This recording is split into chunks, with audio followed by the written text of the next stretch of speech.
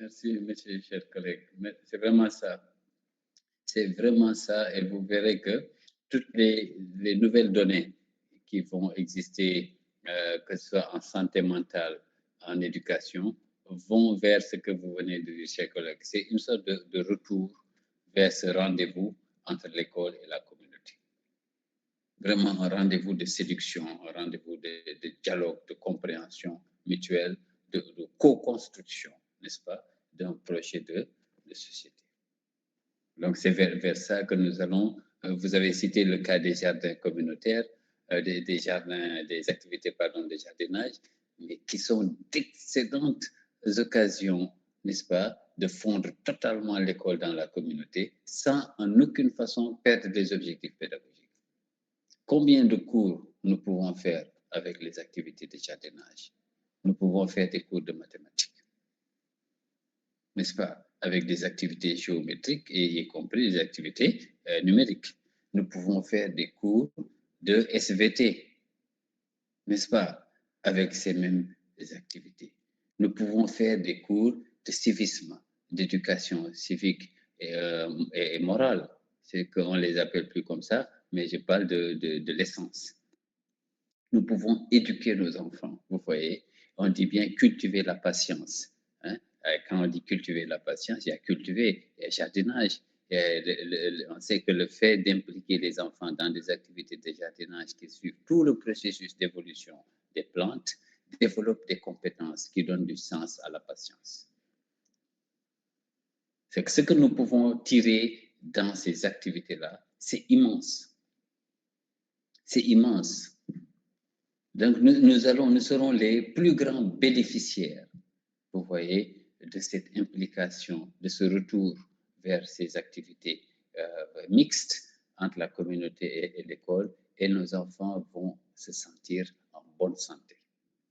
Bonne santé parce qu'il y a plus de sécurité. Vous voyez, bonne santé parce qu'il y a plus de, on appelle ça, oui, ownership, appropriation. Bonne santé parce qu'il y a plus de pertinence culturelle, pertinence communautaire. Bonne santé parce qu'on se retrouve entre nous. Vous voyez, il y a le nous qui prend forme et donc il y a de la sécurité. Et cette sécurité-là, elle réduit le niveau de stress des enfants, ce qui augmente les chances de leur développement cognitif et qui augmente de facto leur santé. Donc, sur tous les plans, on ne peut pas lister en fait toutes les dimensions sur lesquelles nous pouvons gagner en allant vers le rendez-vous entre l'école et la communauté.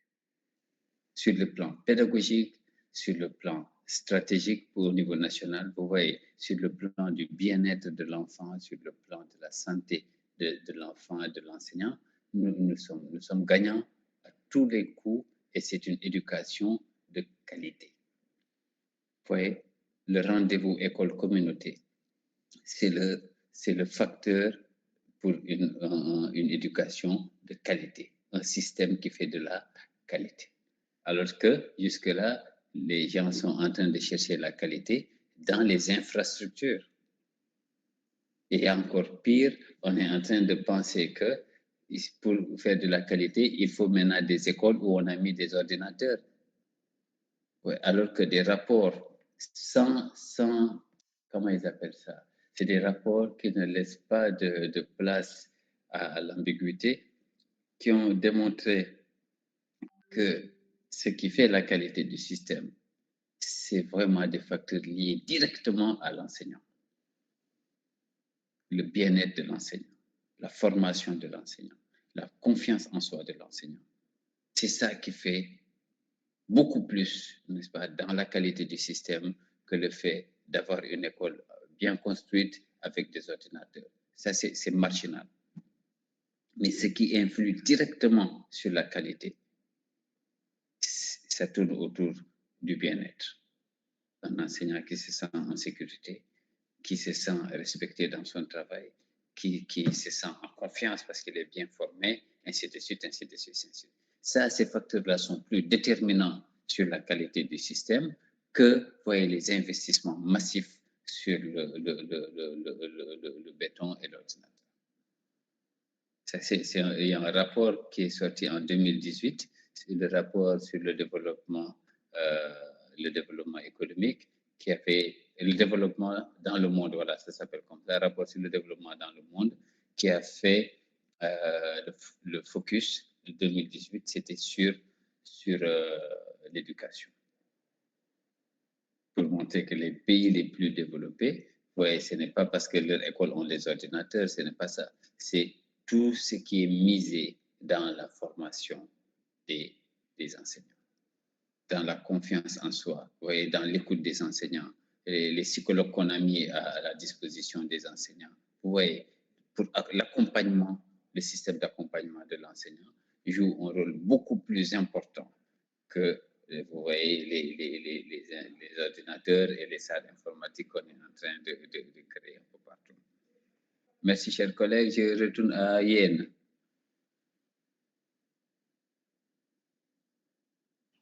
Merci, docteur. Moi, je voulais juste clarifier peut-être mon argumentaire. En fait, quand je parlais un peu de l'implication des parents d'élèves, ce n'était pas dans le dispositif accessoiriste. Je m'explique ce que vous venez de dire. Ça veut dire tout ce qui est numérique, le béton et autres.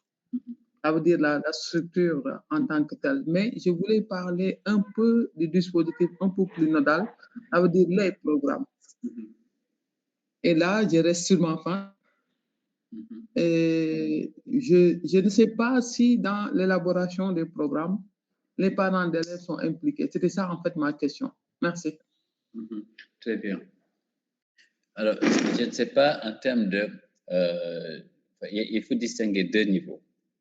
J'avais parlé de cette partie de dialogue, si vous vous souvenez. Il y a une partie de dialogue pour aller vers la communauté. Comment est-ce que vous voulez qu'on éduque les enfants? Ensuite, j'avais parlé, si vous vous souvenez, d'un travail technique, n'est-ce pas? Un travail sur l'élaboration du curriculum. Donc, si vous récoltez, ça, on sait que c'est un travail le curriculum, il se conçoit d'une certaine façon. Ça, c'est la partie technique.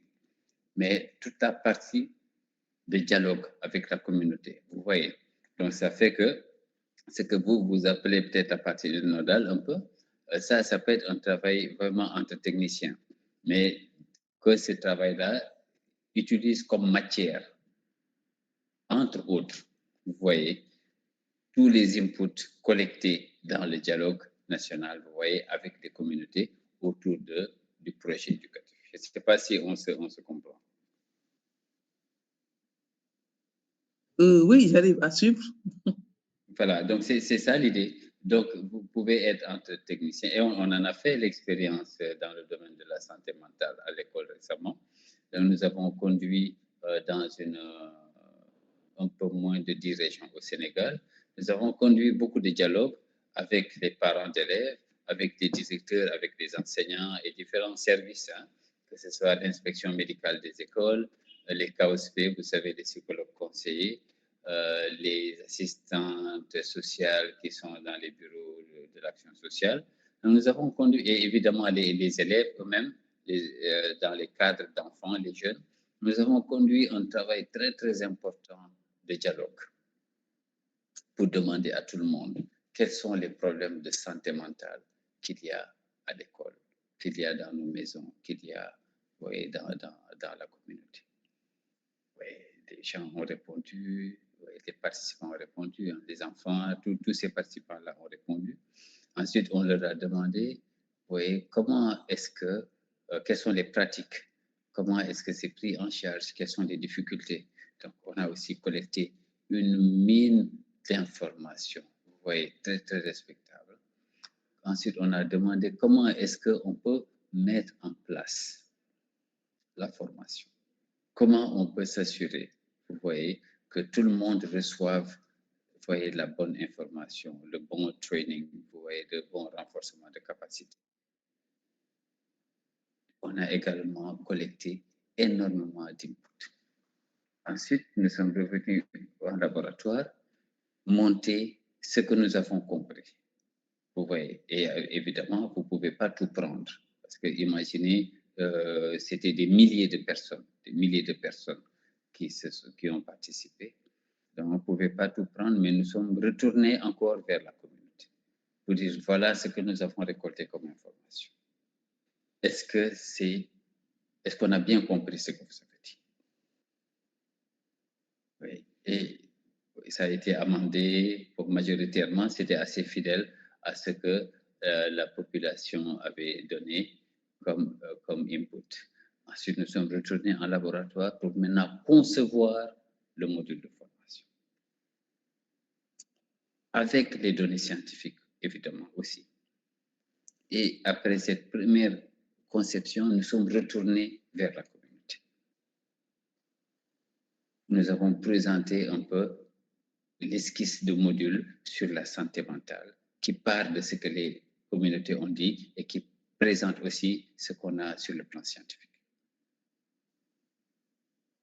Et nous avons recueilli les feedbacks de la communauté.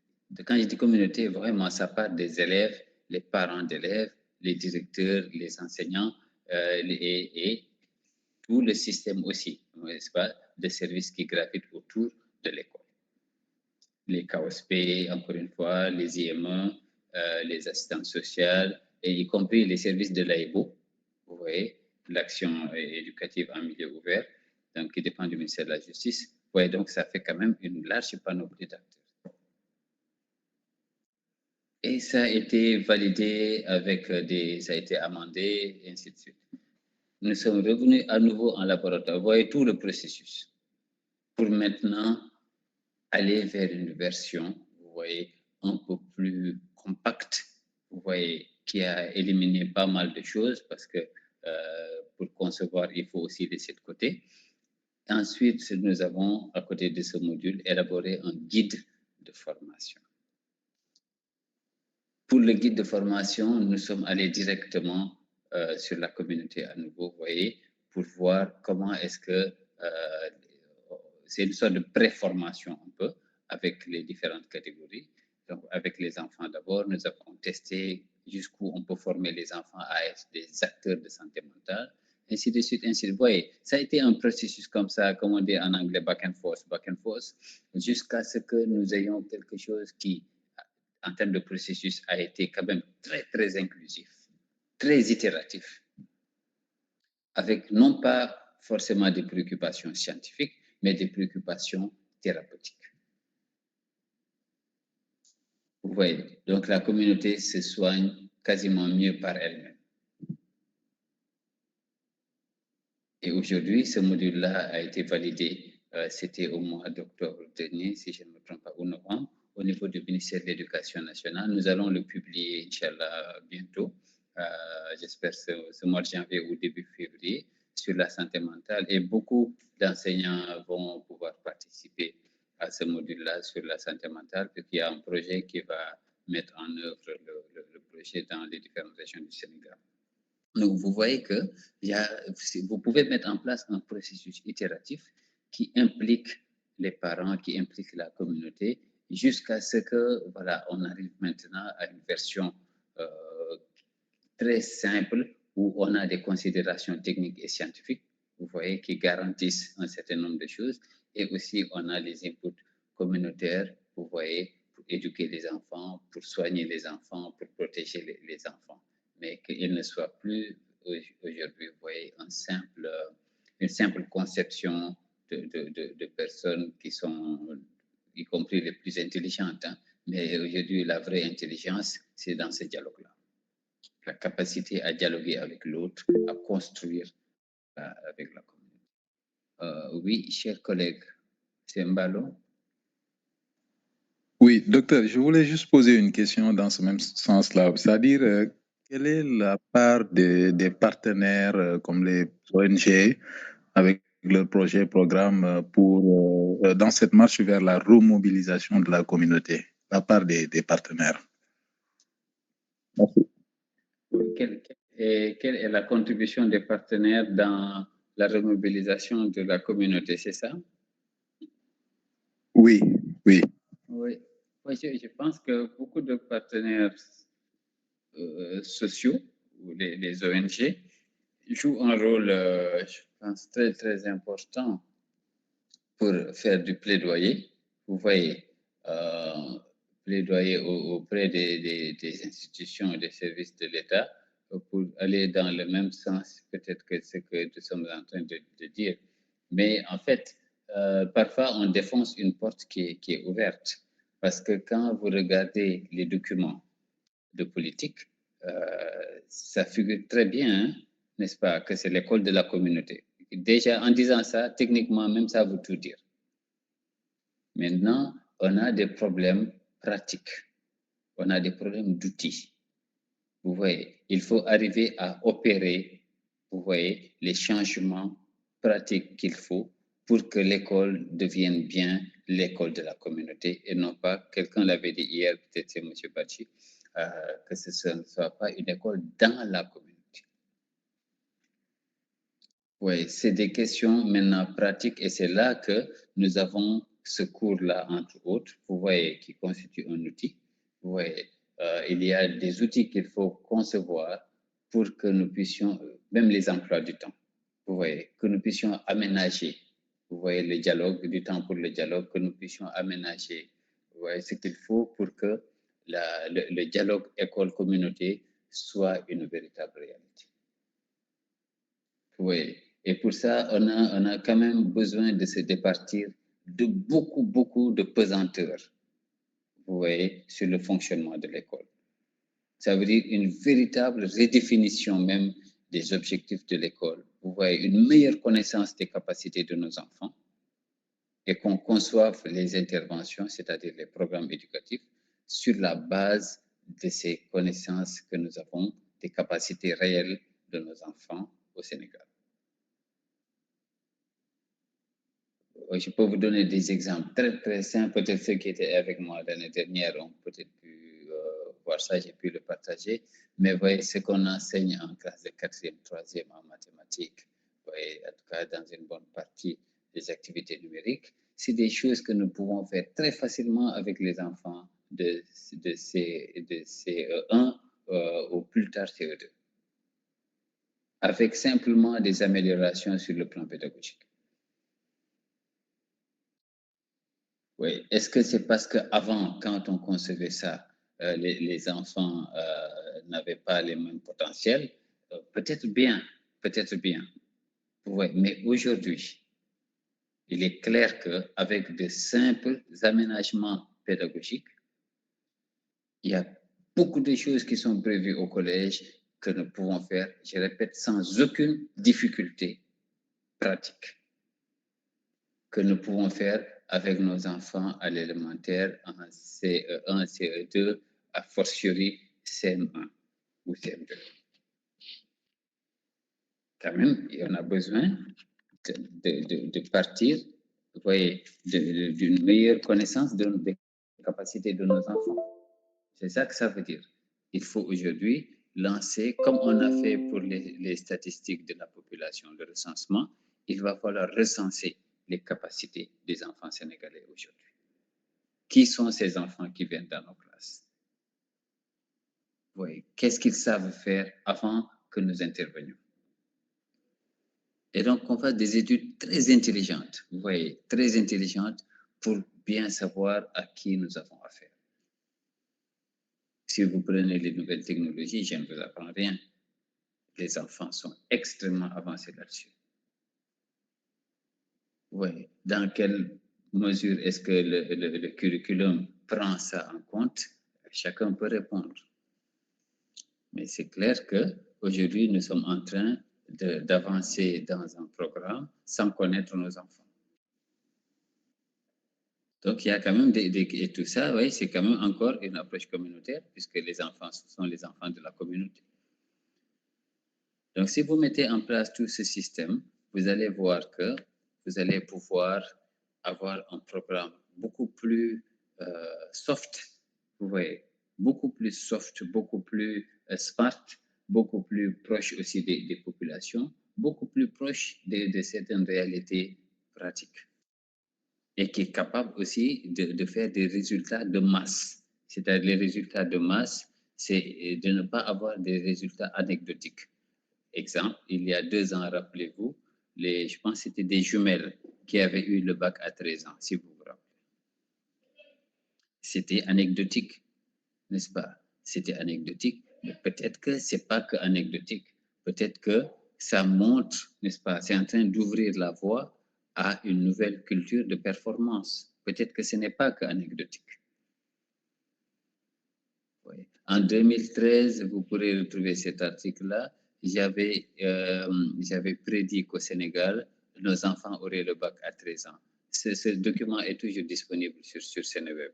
Si vous tapez le bac à 13 ans, une réalité au Sénégal, vous verrez, je l'avais prédit en 2013. Donc, ce ne sera plus une anecdote, ce sera une culture. Peut-être qu'avant, le bac, c'était un peu vers 26 ans, peut-être, j'exagère, vous voyez. Peut-être ensuite, ça a été ramené vers 20 ans. Peut-être aujourd'hui, on tourne autour d'une moyenne d'âge de 18 ans. Mais vous voyez quand même qu'entre 1960 et aujourd'hui, on est d'accord que la moyenne d'âge au baccalauréat a quand même beaucoup baissé. Et donc, cette baisse, elle va bien continuer, elle va continuer jusqu'à ce que peut-être on aille vers cet âge-là de 13-14 ans.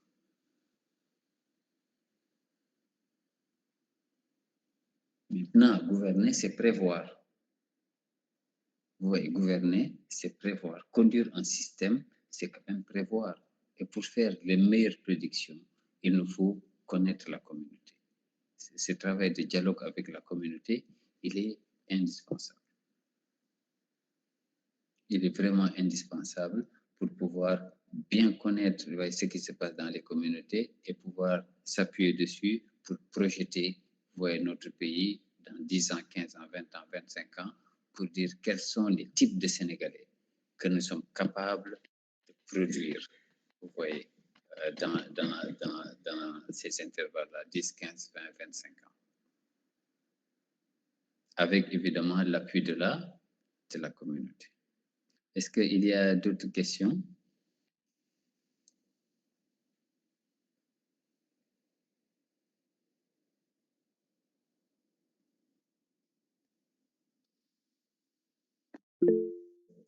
Oui, monsieur Cissé.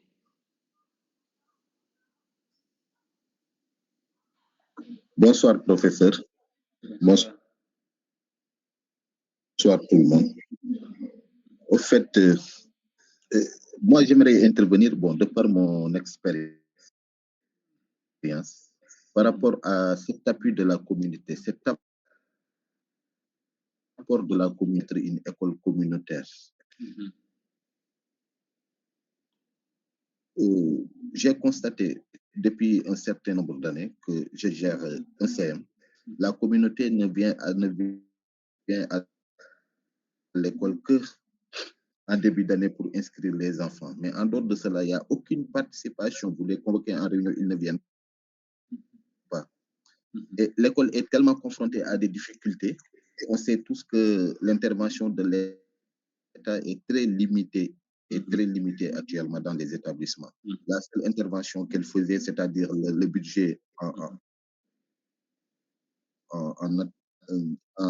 matière qu'il octroie aux établissements est drastiquement réduit. Et actuellement, l'école peut fonctionner effectivement sans pour autant qu'on ait besoin de beaucoup de choses. Mais le minimum manque dans nos établissements.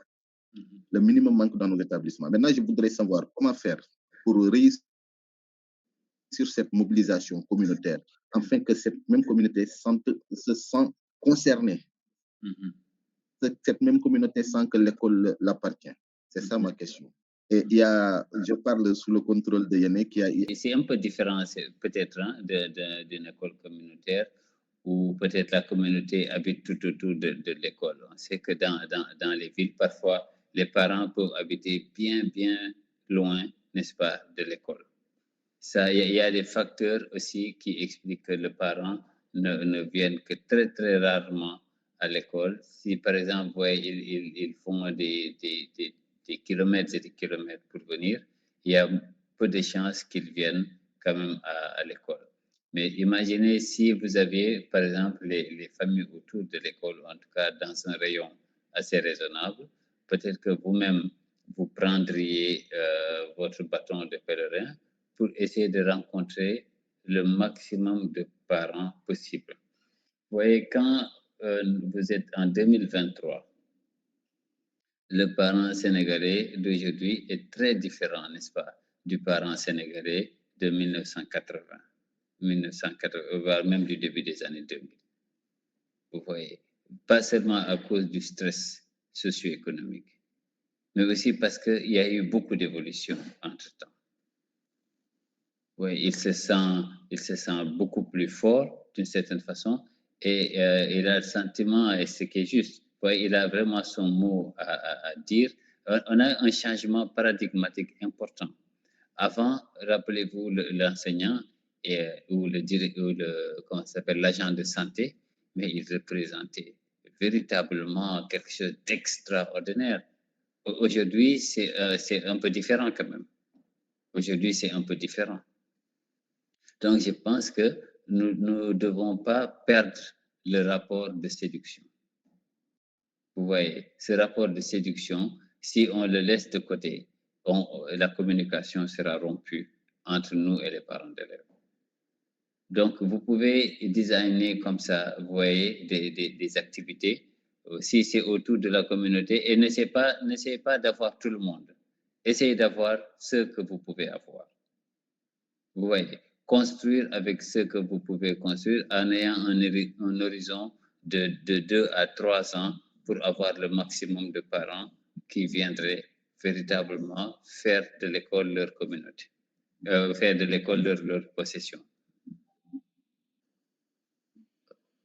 Oui, monsieur Cissé? Oui. Vous voyez, donc vous pouvez construire avec les parents qui sont le plus directement accessibles. Même si c'est une petite dizaine de parents, faites avec eux, essayez de construire quelque chose avec eux. Vous voyez, faites des alliés.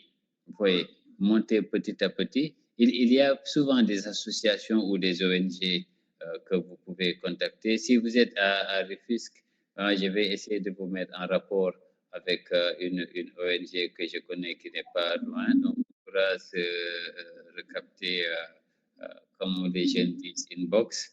On trouvera des moyens de construire ça petit à petit. Vous pouvez expérimenter avec les parents qui sont disponibles pour voir comment ça peut marcher.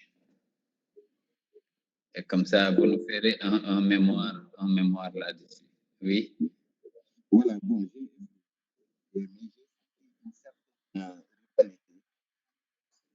je ne sais pas. Il y a un groupe qui est intéressé à l'école, mais il y a d'autres qui... Oui, contactez-moi s'il vous plaît par mail pour voir un peu comment avancer là-dessus, quoi.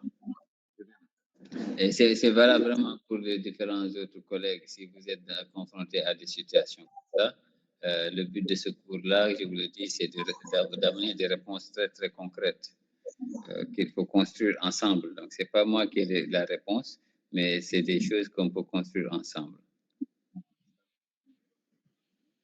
Très bien. Merci. Oui, merci bien, M. Cissé.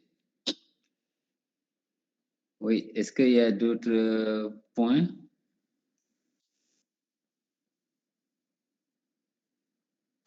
Allô, salam alaikum. Allô? Oui, alaikum salam, M. Aïdara. Professeur, vous allez bien? Et vous-même? Alhamdulillah, je vais très bien. Oui. Et on apprécie vraiment le brillant exposé que vous faites.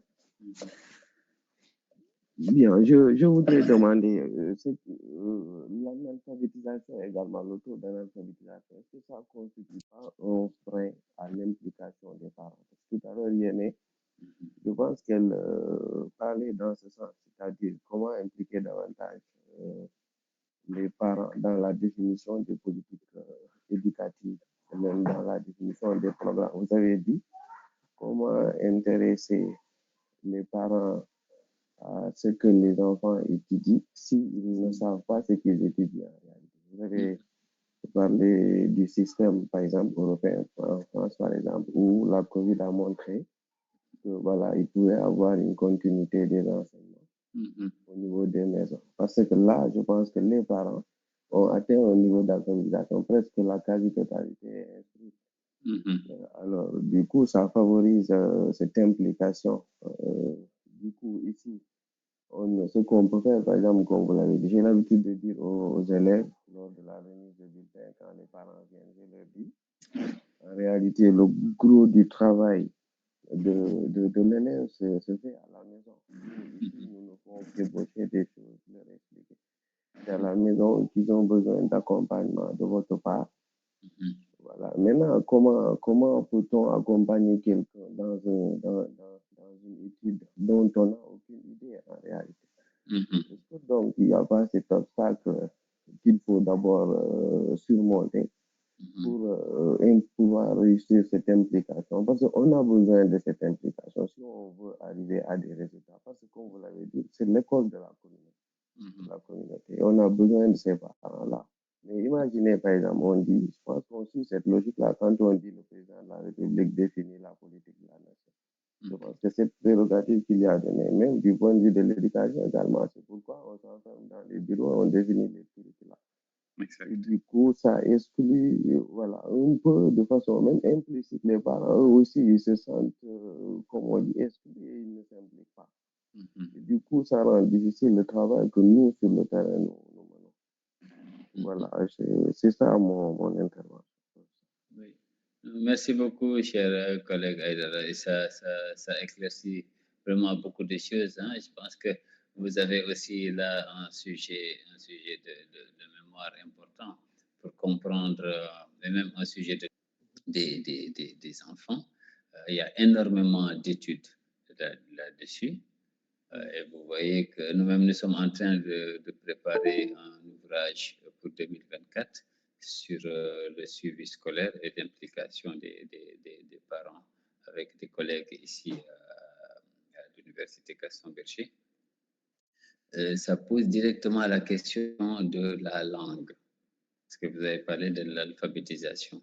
Vous voyez, beaucoup seraient analphabètes, vous voyez, et quelque part, peut-être ça vous est même arrivé à vous ou à certains collègues dans le groupe. Parfois, certains ont bénéficié de l'implication de leurs parents alors que le parent ne savait ni lire ni écrire. Il y a beaucoup d'histoires comme ça. Vous voyez, la personne qui suivait la scolarité de l'enfant ne savait ni lire ni écrire, mais elle jouait sur d'autres aspects. Vous voyez, et il a fallu parfois que vous alliez un peu plus loin pour voir que, en fait, les limites du parent commencent à se voir et on découvre que le parent ne savait pas lire. Ou en tout cas, celui qui suivait l'enfant dans sa scolarité ne savait pas lire. Donc, ça, vous pouvez voir jusqu'à quel point ça peut aussi être une limite. Mais en tout état de cause, c'est quand même très intéressant de pouvoir se dire, mais peut-être que si maintenant j'amène la question de la langue, vous voyez, peut-être que si on va vers le MOEPS, vous voyez, la mise en œuvre du modèle harmonisé, là, si on va vers quelque chose qui est directement accessible aux parents, peut-être qu'ils vont pouvoir mieux suivre la scolarité de leur enfant. Mais peut-être qu'il y aura encore des limites. Et vous verrez que ce qui pourrait corriger ces limites-là, c'est le dialogue dont je vous parle, le dialogue de départ. C'est-à-dire que si on conduit ce dialogue de départ dans le cadre d'une réforme globale du système, de facto, on réglerait la question de l'implication du parent qui serait au centre, n'est-ce pas, des préoccupations. Comment est-ce qu'on peut mieux impliquer le parent? Il faut qu'il sache ce que les enfants doivent apprendre, pas forcément dans les détails, mais quand même, il n'y a pas quelque chose que l'école apprenne à nos enfants que les parents ne peuvent pas comprendre ou, ouais, n'est-ce pas, ne serait-ce qu'à minima. Ne serait-ce que comprendre à quoi ça va servir.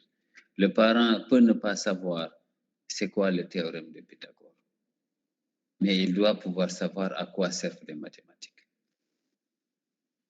Vous voyez, il n'est pas obligé de savoir parler à l'anglais plutôt, vous voyez, mais il doit pouvoir savoir un peu, vous voyez, l'importance d'apprendre l'anglais. Pourquoi est-ce que c'est un enjeu stratégique aujourd'hui? Vous voyez, donc il y a différents niveaux d'implication du parent et qui ont un effet sur l'amélioration des apprentissages, ne serait-ce que par un meilleur suivi à la maison. Et aussi parce que, en fait, parfois, pour revenir à ce que la collègue Diop posait tout à l'heure comme question, parfois l'implication réelle du parent dans le contenu même. Vous avez des parents qui peuvent parler très bien l'anglais et qui peuvent très bien accompagner leur enfant. Vous avez des parents qui peuvent très bien maîtriser les mathématiques, les différentes matières. Vous voyez, c'est ça. Et après, si vous faites dans l'addition, la soustraction, les choses simples qu'on a à l'élémentaire, mais le parent boutiquier, il ne faut pas sous-estimer tout ce qu'il peut apporter à son enfant.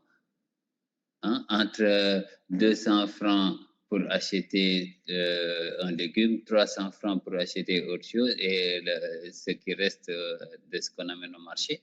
Mais le parent peut très bien s'impliquer dedans. Très, très bien.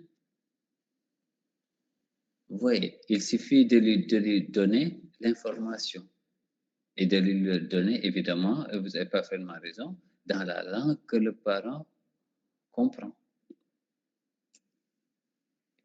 Et donc, ça permet de régler définitivement la question de la langue. Le but, ce n'est pas d'apprendre en français. Ça ne saurait être un but du système.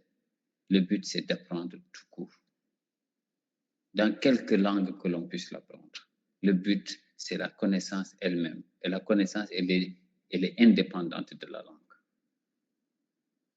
On peut l'apprendre en français, on peut l'apprendre en arabe, on peut l'apprendre en wolof, en djola, en pulaar, peu importe. Le tout, c'est de pouvoir savoir que si j'ai 500 francs et que je dépense 400 francs, il va me rester 100 francs. Que je l'apprenne en wolof ou en djola, qu'est-ce que ça change? Oui. Donc, ce sont des réformes. C'est vraiment des réformes profondes qu'il faut mener et pour voir que on peut véritablement, voyez-vous, chers collègues, impliquer les parents dans les apprentissages, dans les contenus. Et ils vont avoir une contribution extraordinaire, de sorte que, imaginez, je vous renvoie à cet article-là, mais c'est tout en anglais, pour ce que ça pourrait intéresser. C'est un article qui est publié par l'UNESCO en 2023, que j'ai publié pour montrer l'importance d'impliquer les parents. Si vous êtes dans un village avec 100 enseignants, avec 10 enseignants et 100 parents, prenons par exemple le cas de l'élémentaire. Si les 100 parents ont l'information, mais de facto, vous auriez, voyez-vous, 110 éducateurs. Et le ratio sera amélioré. Ce sera un des meilleurs ratios dans le monde. Le ratio nombre d'enfants par éducateur sera très, très amélioré. Parce que si on forme très bien les 100 parents, ils savent ce que les enfants doivent apprendre, mais leur contribution sera décisive. Et vous voyez, on n'aura pas à se plaindre, tel que la collègue Aïssatou Kamara est en train de le pointer, on n'aura même pas à se plaindre que les parents n'aient pas beaucoup de temps. Il ne s'agit plus de quantité de temps, il s'agit de qualité de temps. Aujourd'hui, c'est la qualité de temps qui fait la différence. Et vous verrez que même la question du quantum horaire sera revue, sera revisitée une fois qu'on se donne des moyens d'aller vers la qualité de temps. Nous avons fait, je fais une petite anecdote, nous avons fait un petit défi, un petit challenge avec un collègue, c'était hier, c'était ça, on allait chez lui vers les coups de 17h un peu, et il y avait ses enfants dans sa voiture. Je lui ai dit, il a une fille, c'est mon collègue qui était là tout à l'heure, il a une fille qui est en classe de CE1.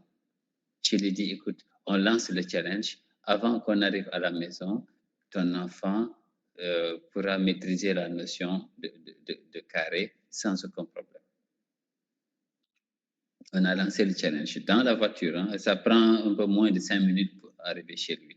Avant d'arriver à la maison, c'était très évident pour l'enfant de C1.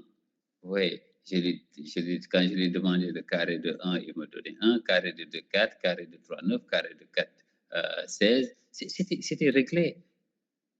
C'était réglé et sans aucun doute, c'est-à-dire que la connaissance devient tellement évidente. Vous voyez, et que quand c'est chez les jeunes enfants, il y a moins d'hésitation. Quand ils se trompent, ils se trompent. Mais vous voyez, il y a beaucoup moins d'hésitation. Et quand l'enfant est un peu plus âgé, il y a déjà un peu plus de stress, un peu plus de doute, un peu plus de problèmes psychologiques parfois liés à l'adolescence, et ainsi de suite. C'est comme si on aurait intérêt presque à enseigner ces choses un peu complexes à des enfants plus jeunes, qui ont qui sont moins exposés aux problèmes psychologiques de l'adolescence. Vous voyez, donc c'est toutes ces réflexions-là qui montrent qu'en réalité, il y a des choses très simples dans lesquelles on peut impliquer le parent et le parent peut très bien jouer avec son enfant. Quand on lui dit qu'il faut prendre le nombre, tu le multiplies par lui-même. 1 pour son carré, tu fais 1 fois 1, c'est 1. 2, c'est 2 fois 2, c'est 4. 3, pour le carré de 3, c'est 3 fois 3, c'est 9. Vous voyez, come on. Vous voyez, donc nous ne devons pas du tout, et vous voyez ce que je vous disais au début, quand je vous disais que le système va du coup maintenant se nourrir de ce qu'il va recevoir de la communauté comme information. Il n'aura pas besoin de s'extravertir. Il va se nourrir d'un magma inépuisable de connaissances, de sagesse, de domaines, de métiers, vous voyez, dans lesquels il peut puiser pour se développer et s'assurer que tous les enfants sénégalais iront à l'école, vont réussir à l'école et vont s'épanouir à l'école. C'est quand même ça l'objectif de l'école, c'est que les enfants s'épanouissent. C'est une offre d'épanouissement intellectuel, moral, physique, n'est-ce pas, que l'école doit formuler à l'endroit des communautés. C'est une offre. Donc, ça doit être l'offre la plus attractive, n'est-ce pas possible, la plus séduisante possible. Vous voyez, la plus belle, la plus agréable à regarder, la plus agréable à écouter, la plus agréable à voir.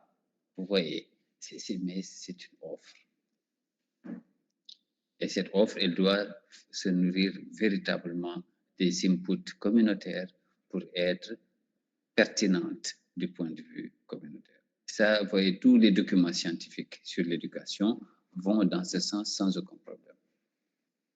Et on peut vraiment innover en impliquant les parents. Est-ce qu'il y a une dernière question? Après ça, je vais arrêter.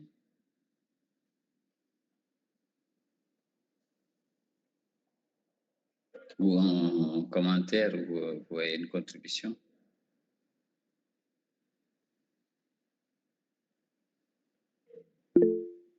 Oui, Monsieur Diédhiou.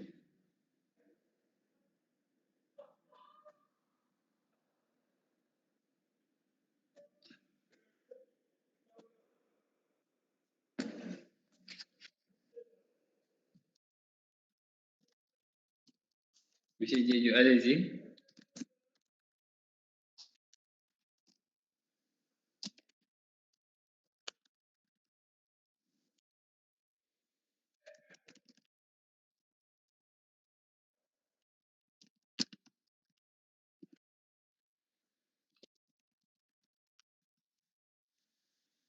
Voilà, bonsoir la classe.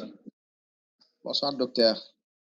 Bonsoir. C'était abondé dans ce sens de l'implication des parents dans l'école ou dans l'éducation de leur enfant, mais j'avoue que ce n'est pas une chose facile. Parce que même certains enseignants, par exemple des professeurs qui ont étudié dans la vieille école, entre parenthèses, ont des problèmes, par exemple, pour encadrer leurs enfants qui sont à l'école élémentaire. Je prends l'exemple de la manière dont on traite maintenant les problèmes, opérations et solutions. La manière dont le système est posé maintenant est un peu différente de la manière dont ces enseignants, entre parenthèses, avaient appris à l'école. Donc là, ça pose problème. L'implication ne va pas être une chose très facile, d'autant plus que certains parents sont, comme l'a dit notre collègue, entre parenthèses illettrés, donc il va falloir un processus d'alphabétisation de certains parents avant qu'on arrive à l'implication. Et maintenant, quelle méthode proposerez-vous pour l'implication soit facile, par exemple, des parents? Parce que même certains enseignants ont des problèmes pour s'impliquer dans l'éducation de leurs enfants. Pour leur encadrer, par exemple, à la maison, ils sont obligés de chercher des répétiteurs. Ce n'est pas parce qu'ils n'ont pas le temps, mais le système, entre parenthèses, n'est pas le même. Merci. Oui, merci, cher collègue. Vous savez, je mettrai ma thèse à disposition, mais ça risque d'être simplement quelque chose qui vous fatigue. Mais ce qui compte dessus, parce qu'en fait, il y a un article qui a été publié aussi à partir de ma thèse, mais le désavantage, c'est qu'il est tout en anglais. Après, aujourd'hui, vous me direz, on peut traduire, on peut vraiment traduire très fidèlement, n'est-ce pas, les documents de l'anglais vers le français. Tout ça pour vous parler de certains mécanismes d'apprentissage qui sont très, très puissants, sur lesquels on peut s'appuyer, vous voyez, pour faire face au problème d'alphabétisation du parent. Pouvoir voir comment on fait avec ce qui est disponible. C'est-à-dire que le parent est là, son enfant est là, il doit apprendre, et le parent, lui, on doit l'impliquer. Et vous allez voir qu'il y a le livre aussi que je vais mettre à disposition, un livre que j'ai publié en 2009 qui s'appelle La famille, l'enfant et la réussite scolaire, qui va vraiment vous permettre de bien voir ce cours de relation école-communauté, où je montre que la difficulté scolaire des enfants, ce n'est pas uniquement de nature pédagogique. Vous avez peut-être l'essentiel de la difficulté qui est de nature peut-être psychosociale. Oui. Et qu'est-ce qui se passe avant que l'enfant n'arrive à l'école? Est-ce qu'il a même mangé? Est-ce que ceci? Est-ce que cela? Vous voyez, quelle est l'ambiance à la maison? Vous voyez, comment l'enfant se sent dans la classe? Comment il se sent dans la cour de l'école? Est-ce qu'il y a des phobies scolaires? Est-ce qu'il se sent bien avec son enseignant ou son enseignante? Vous voyez, il y a des conflits au niveau de la classe parfois. Donc, il y a tellement de choses qui peuvent expliquer puissamment les difficultés de l'enfant et qui n'ont rien à voir avec le contenu pédagogique. De sorte que, vous voyez, on ne saurait réduire l'implication du parent au seul contenu pédagogique. L'implication du parent est donc vraiment plurielle. Il faut la penser de manière plurielle. Et du coup, vous voyez, elle serait à la hauteur de la relation entre l'école et la communauté. Une implication vraiment plurielle, vous voyez, pour suivre la scolarité de l'enfant. Et donc, suivre la scolarité de l'enfant, et les aspects pédagogiques sont les aspects les plus petits en réalité dans ce qu'on entend par scolarité de l'enfant. Oui, c'est tout le bien-être de l'enfant, comment il se sent à l'école et comment il peut être dans des conditions minimales pour apprendre correctement à la maison. S'il a besoin d'aide, y a-t-il quelqu'un pour l'aider? Vous voyez, et quand vous vous appuyez sur certaines informations, sur certains processus d'apprentissage, vous allez voir que quand le parent met en place un système de relation de qualité avec son enfant, qu'il le rassure, vous voyez, que l'enfant sente qu'il y a un suivi derrière, vous voyez, il a tendance à mieux s'impliquer lui-même dans sa scolarité. Il est un peu peut-être plus sérieux, plus travailleur, et ainsi de suite, et sans que le parent n'ait besoin de savoir lire ou écrire. Donc ça, ce sont des informations dont les enseignants ont besoin pour savoir que non, il ne s'agit pas que de maîtriser le contenu pédagogique, il s'agit d'un tout. Donc, dans la communication avec le parent, je lui dis, ah, mais écoutez, demain, on a cours de mathématiques. Les maths, c'est vraiment très important. Il n'est pas obligé de connaître, n'est-ce pas, le théorème de Thalès ou vous voyez, je donne l'exemple des mathématiques, on peut donner sur autre chose. Vous voyez, il n'est pas obligé de connaître dans les détails le cours, mais je lui donne les informations de type méta-apprentissage. Vous voyez, ça c'est un cours important qu'il doit bien maîtriser, vous voyez, pour déjà connaître la suite, mais parce que voilà à quoi ça va servir, ainsi de suite. Vous voyez, on lui parle entre responsables et le parent n'est pas un apprenant. Le parent est un partenaire. Vous voyez, donc je lui parle, n'est-ce pas, en tant que partenaire. Et l'idée même de convoquer, on entend ça, hein, de convoquer les parents, doit évoluer vers l'idée d'inviter les parents. Vous voyez, on passerait de la convocation à l'invitation. Parce que ce sont eux nos patrons en réalité.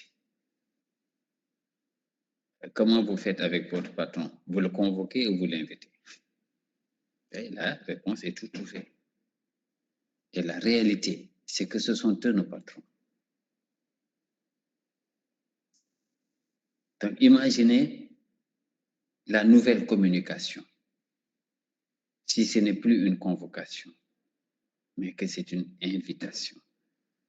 Imaginez la nouvelle perception aussi que les communautés peuvent avoir de l'école, vu que c'est une invitation.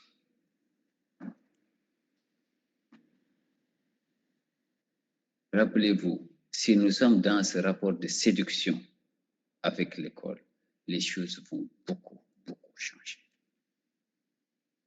C'est un rapport de séduction parce que nous sommes une offre parmi d'autres. Les écoles du Sénégal peuvent toutes fermer sans aucun problème. Le Sénégal continuera à vivre parce que les informations pour vivre sont disponibles en dehors de l'école.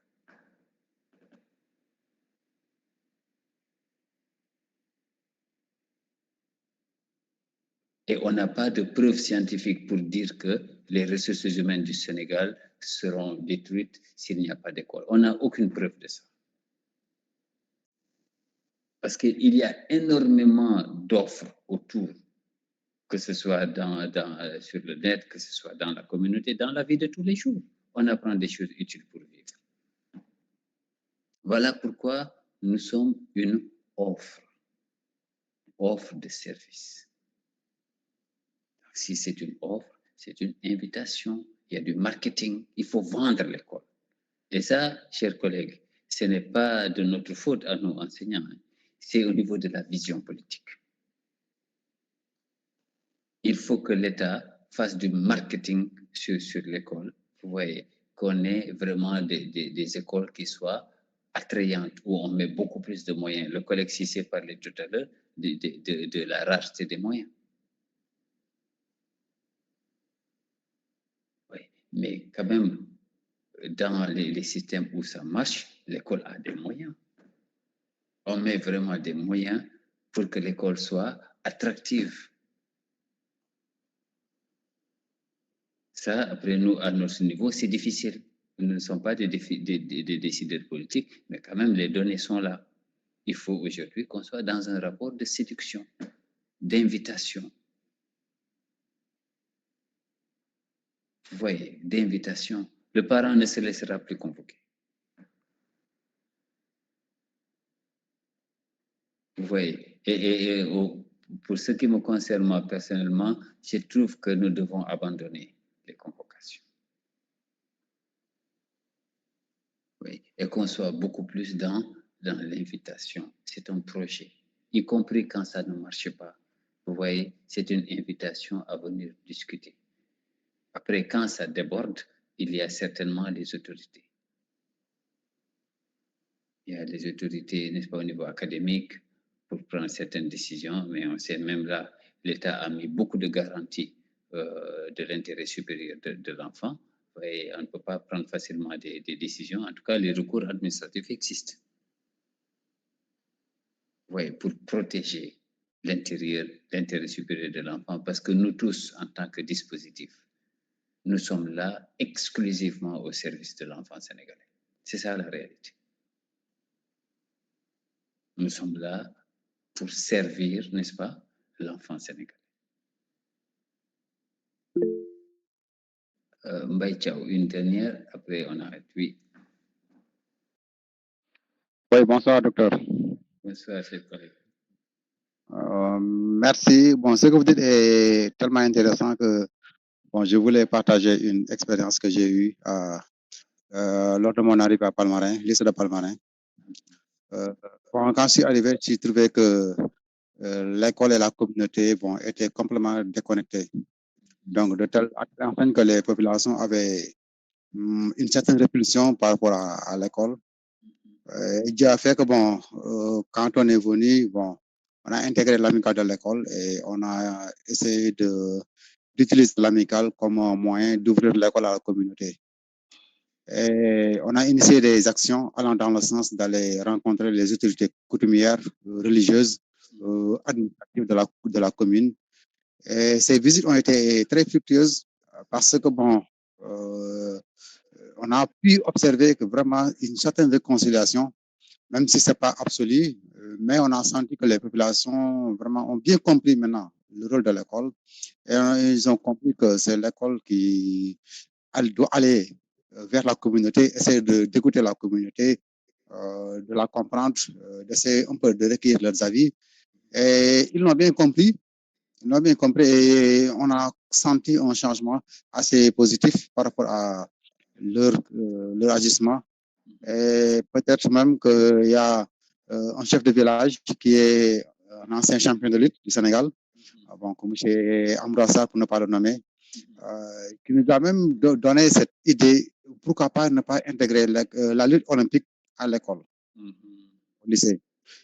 Et c'était un souhait, un vœu qu'on a trouvé très intéressant, très alléchant. Bon, on a exposé peut-être son vœu à l'administration, mais l'administration a été assez réticente. Bon, elle a mis sur la table des questions de texte, de législation. Bon, du coup, bon, nous, en tant que peut-être acteurs, et non pas des décideurs, bon, on ne pouvait pas peut-être trop avancer sur la question. Mais c'est une nécessité, c'est une urgence. C'est une urgence de réconcilier l'école avec la communauté, donc de refonder cette école pour qu'elle soit une école bien sénégalaise, bien africaine. Merci beaucoup. Merci, chers collègues. Vraiment, c'est avec beaucoup de plaisir que je vous ai écouté.